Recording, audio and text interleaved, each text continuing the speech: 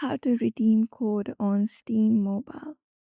Hello and welcome back to our channel. In today's video, we will be guiding you through the steps in order to do so. So let's just get started. First of all, open up the Steam application on your device.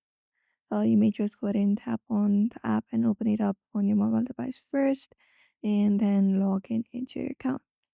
So once you are logged in, you should be finding this particular interface, the home interface, where you can explore different games available that you may wish to purchase.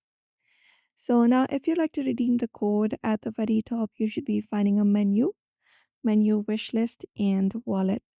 So look out for the third option, which is called wallet, and tap on it first,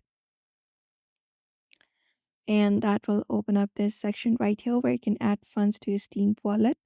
So here it will show you this section where you can purchase different fund level.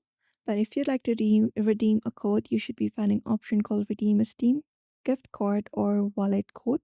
Find it up under your balance, and when you tap on it, you will be taken to another page.